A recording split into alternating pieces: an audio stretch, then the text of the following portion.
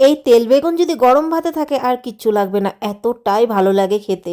এই সেম প্রসেসে তেল বেগুনটা বানিয়ে খেলে একদম গ্যারান্টি যে এই তেল বেগুনের প্রেমে পড়ে যাবে। তাহলে চলো রেসিপিটা শুরু করা যাক। কড়ার মধ্যে দিয়ে দিলাম সর্ষের তেল, আর তেলটা গরম হতে হতে কাতলা মাছের তাজা তেল এনেছিল, তো সেই তেলটাকে নুন হলুদ দিয়ে মেখে রেখেছিলাম। মেখে রাখার পর যে জলটা বেরিয়েছিল ওই জলটা ফেলে দিলাম, আর এই তেলটা গরম হতে হতে দিয়ে দিলাম কিন্তু শুকনো লঙ্কা, তার সঙ্গে কালো জিরে কিছুটা।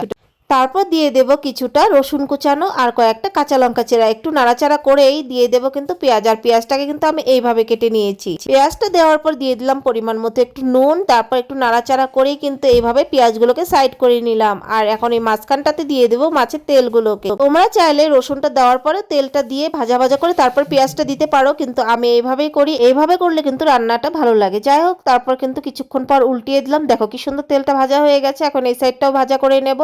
তো এইভাবেই আমি করি মাছের তেলটা, কারণ আগে দিলে একদম গলে যায়, সেই জন্য। ওইদিকে পেঁয়াজটাও হালকা ভাজা হয়ে গেছে, তার সঙ্গে মাছের তেলটাও। তারপর আমি বেগুনগুলোকে এভাবে গোট গোট করে কেটে রেখেছিলাম, বেগুনগুলোকে দিয়ে দিলাম। এখন বেগুনগুলো কিন্তু একদম ছোট ছোট করে কাটিনি, দেখে বুঝতেই পারছো কিভাবে কেটেছি। দিয়ে দিলাম পরিমাণ মতো নুন, আবারও বেগুন দেওয়ার পর দিয়ে দিলাম হলুদ গুঁড়ো আর লঙ্কার গুঁড়ো। তারপর এখন নাড়াচাড়া করে নিচ্ছি, গ্যাসের আঁচটা বাড়িয়ে একটু নাড়াচাড়া করে। তারপর দেখো যখন এই পর্যায়ে এসে যাবে যে একটু হালকা ভাজা ভাজা হয়ে গেছে, তখন কিন্তু গ্যাসের আঁচটা কম করে অল্প একটু সময়ের জন্য আমি ঢাকা দিয়ে দেবো। একটু সময়ের জন্যই কিন্তু ঢাকতে হবে, নইলে কিন্তু বেগুনগুলো গলে যাবে। আর একটু সময় ঢাকার কারণটা হচ্ছে বেগুনের ভিতরে মশলাটাও সুন্দর ঢুকে যাবে আর খেতেও বেশ ভালো লাগে, জিনিসটা তখন মাখা মাখা হয় আর কি, সেটাই কারণ। তারপর এখন কিন্তু আর ঢাকবো না, এখন একটুখানি গ্যাস আঁচটা মিডিয়ামে রেখে এইভাবে ভাজা ভাজা করে নেব। আমি যেভাবে বানিয়েছি এইভাবে বাড়িতে একবার বানিয়ে খেয়ে দেখো, এই তেল বেগুনটা দুর্ধর্ষ লাগে খেতে। দিয়ে দিলাম লাস্টে কয়েকটা কাঁচা লঙ্কা, আর এই কাঁচা লঙ্কার গন্ধটা যখন পড়ে সবজির মধ্যে বেশ কিন্তু ভালো লাগে। তো দেখো অনেকটাই কিন্তু ভাজা ভাজা হয়ে গেছে, এখন কিন্তু এটাকে আমি নামিয়ে নেব।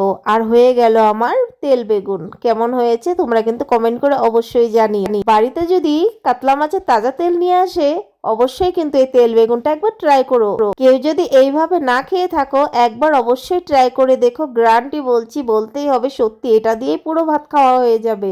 এই সেম প্রসেসে একবার তেল বেগুনটা বানিয়ে পরিবারের সবার সঙ্গে শেয়ার করে সবাই বলতেই হবে একদম দুর্দান্ত হয়েছে। শেষে তোমার হাতটাই না খেয়ে ফেলে, কারণ এতটাই ভালো লাগে খেতে। আর তোমাদের কেমন লাগলো এই সিম্পল রেসিপিটা কমেন্ট করে অবশ্যই জানিও।